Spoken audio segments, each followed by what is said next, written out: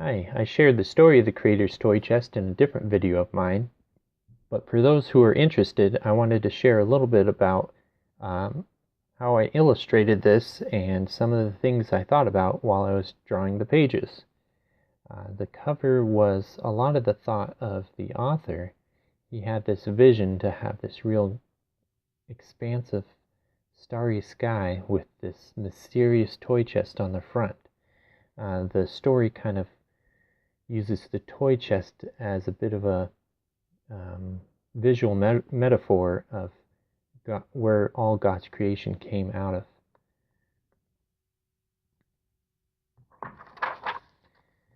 These end sheets I just loved working on.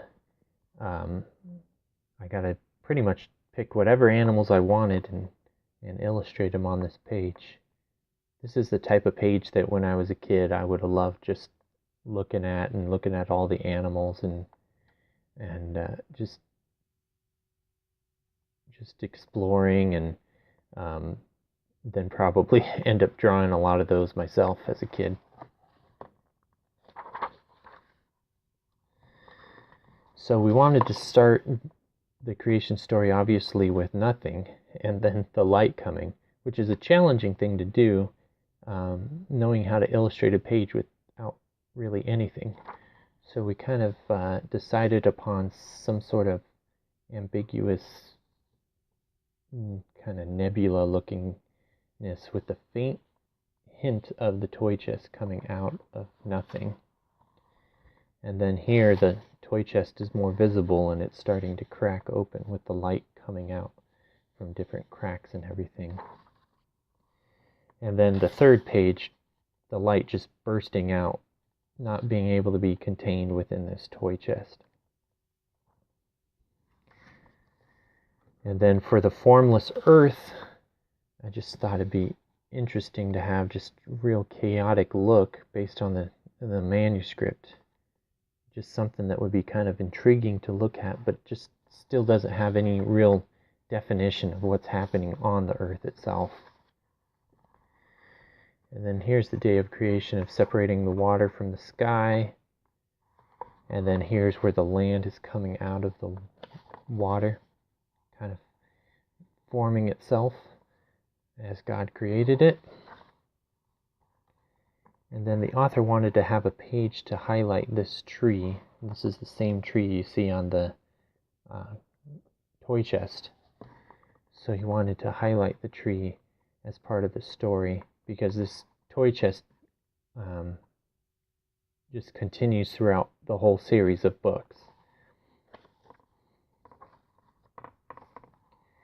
And here's all the plants on the day of creation for that.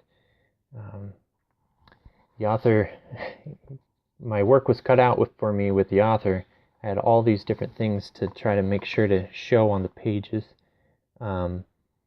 And so you can see I tried my best to fit them all in. I think it turned out pretty well, but it definitely took some time to research all those plants and try to get them all in there. And then here's kind of a vision of the solar system. And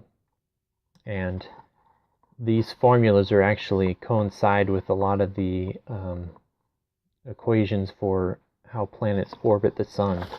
So we thought that'd be a neat little thing to add, that the scientists out there and things like that would probably catch that and enjoy seeing that.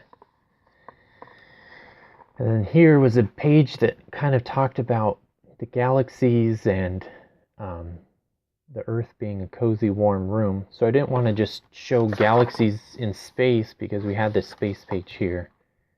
So I did them in the sky, a lot of stars and everything. And then I kind of have these mountains on either side, kind of almost hugging the page to give it a nice warm feeling. And then here's where the fish and all the ocean life is coming out of the toy chest.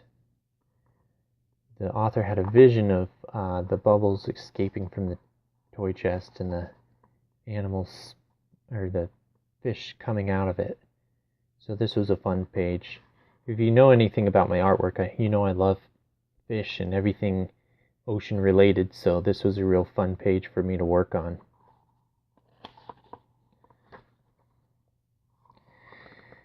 And then again, some more animals, and focusing on the birds and the fish. This particular guy is one that the author's son caught, so he thought it'd be fun to throw that guy in there.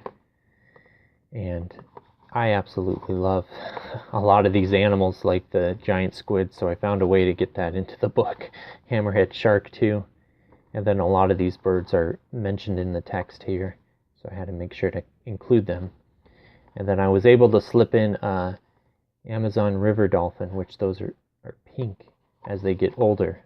So I thought that was cool that I was able to slip that in. And then here's all the mammals and land animals. This was a fun page too. There wasn't any direction for this page other than the text mentioned tall and big animals and small animals as well.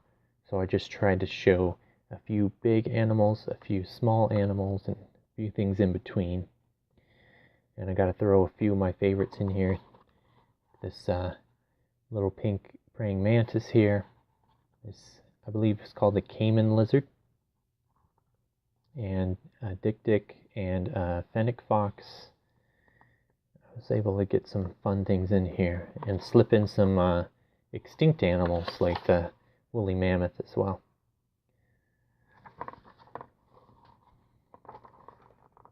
And then here's the first page with Adam and Eve, and the author wanted a grand waterfall that they were next to, so it's a very landscape kind of expanse of a page with them kind of looking in admiration at everything. Oh, skipping a page here. And here's a page as the toy chest is kind of cooling down, so to speak. God's done with creating everything. And so you can see the light inside and the blue is kind of calm and fading because everything's been spewed forth from here.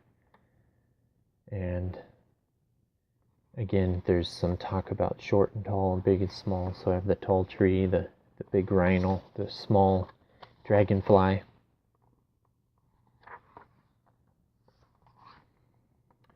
And then here's Adam and Eve resting.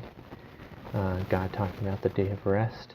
So they're helping put the animals to bed. It's a real sweet page. And then just a final page showing the toy chest once again to establish that part of the carryover in the toy chest, Creator's Toy Chest book series. And that is the end. I really enjoyed working on this book and the other 3 for the first push of the series, and I look forward on working on others of them as well. If you're interested in this book, you can get it on Amazon. Just search for Creator's Toy Chest. You can also find links on my website or see some more of my artwork at freelancefridge.com. Thanks for watching.